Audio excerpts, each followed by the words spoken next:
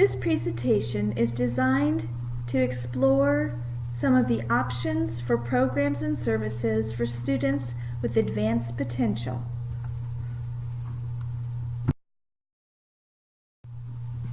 Our tasks are to find all students with advanced potential. This includes those already performing at a high level and those others who have high ability but for whatever reason are not yet achieving at a high level. And provide the appropriate learning environment that will nurture the development of the advanced potential.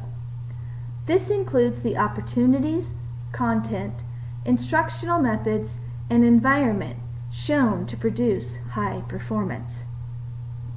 And finally, the results should show high achievement of the students participating in our services. What do we know should be within appropriate services? Differentiation. Curriculum for students with advanced potential is qualitatively different than that designed for average learners seeking competence on grade level standards. It should be different in content, in materials used, in the focus of the instructional activities, and in the types and content of assessments of learning. The content and materials are more complex, are at a more sophisticated reading level perhaps, include primary sources, and are interdisciplinary when applicable. Instruction is qualitatively different for students with high ability as well. Instruction addresses the reality of previous mastery of parts of the content. The pace of instruction is faster than for average learners. Learning activities emphasize problem solving and critical and creative thinking. After the content and instruction are differentiated, students with advanced potential will require additional differentiation on the basis of varied student interests and learning styles. Assessments for gifted learners should be focused on effectively communicating in oral, written, or visual formats the higher levels of understanding of the advanced content. Range of services. Because students with advanced potential are not at all the same instructional or intellectual level, and because students may have uneven abilities within their own profile, a range of services is needed. It is not possible to meet the diverse needs of all gifted learners within just one program. A range of service options is necessary. Learn with others of high ability. Research shows us that the greatest achievement gains for gifted learners have been attained when the students are grouped with other gifted learners and the content and instruction are also differentiated. No needless repetition.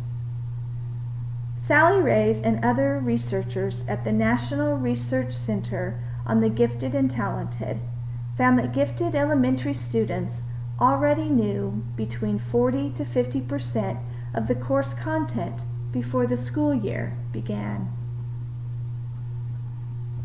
Vertical articulation. Because there is not a state outline of standards and grade level expectations for the most advanced learners, teachers are frequently left to determine what is taught to these students. Teachers need assistance in coordinating what is taught from year to year with the students with advanced potential in order to build systematically on the work of previous teachers and to maximize the possibilities for their achievement. Avoid random acts of gifted education, otherwise known as RAGE. Teacher support. Multiple studies have documented that classroom teachers have not received specific undergraduate training or later in-depth professional development on what is appropriate content and how to deliver effective instruction for this group of learners. It is not that teachers do not want to meet the needs of these learners in their heterogeneous classrooms. It is partly that they do not know how.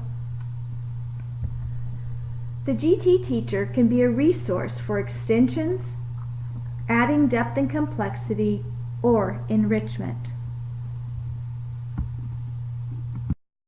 The reality is that some students or groups of students often get ignored. The research supports this. A classroom observation study conducted in 1993 by the researchers at the National Research Center on the Gifted and Talented showed that 84% of classroom activities were not differentiated for gifted learners. When the study was repeated again 10 years later, no difference was found. 84% of instructional activities were not differentiated for gifted learners. It should not be an option to ignore the academic needs of any students for 84% of their instructional activities.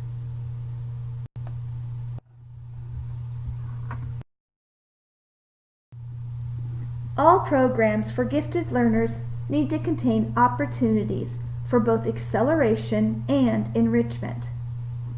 Options include those programs that allow individuals to accelerate on an individual basis, moving forward if they are able to demonstrate advanced proficiency and do not need to spend the traditional amount of time in a particular subject. Other options for individuals include those services that provide enrichment for a particular topic of interest or strength area. These are part of the range of services and can supplement appropriate programming in core areas. A student might skip a grade, for example, and still be placed with other students with advanced potential in the new grade.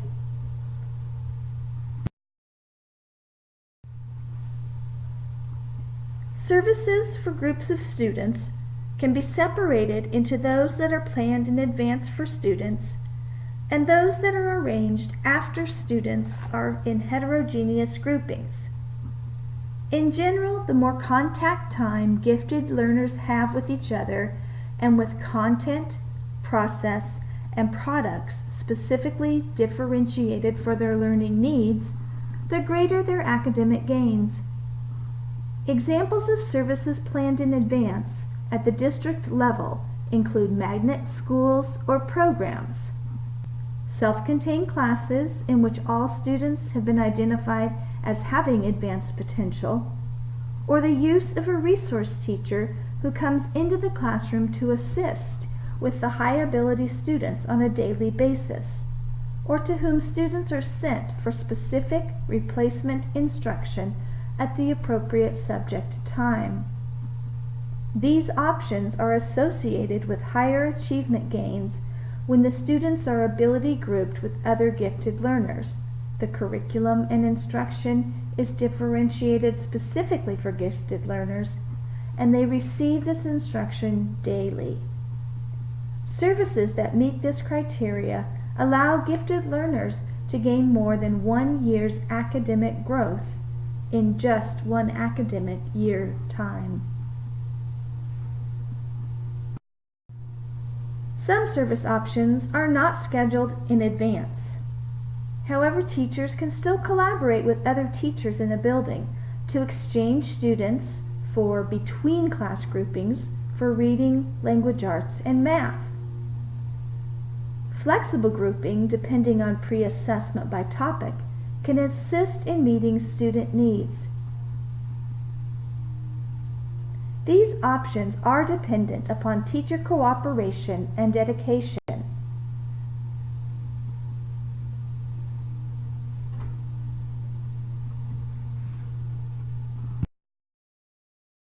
Ultimately, we are concerned with the effect of our programming decisions on student achievement.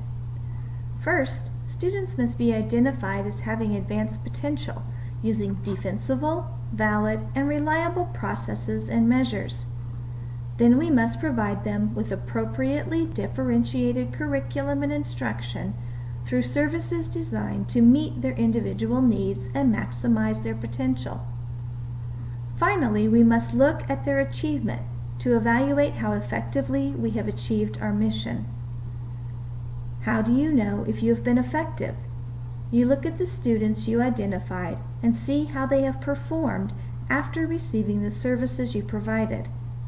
Do they perform at a level consistent with their potential? If they had advanced capabilities, you should expect performance above grade level expectations.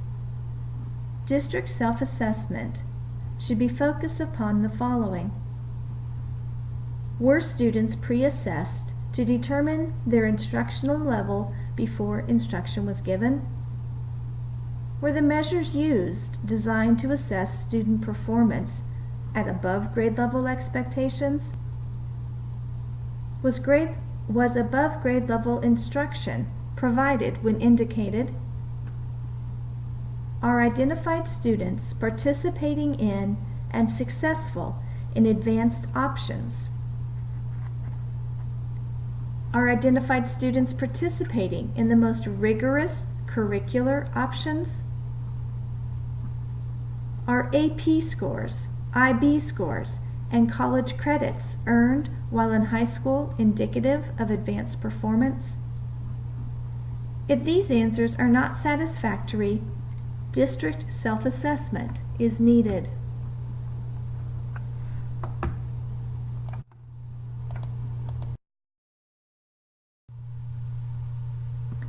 I hope this presentation gives you an overview of what kind of services are useful in meeting the needs of gifted learners and some options that may fit within your particular context. Gifted learners are not all alike, and a one-size-fits-all approach will not work. The key is to maintain flexible policies that will allow us to more easily meet their individual learning needs.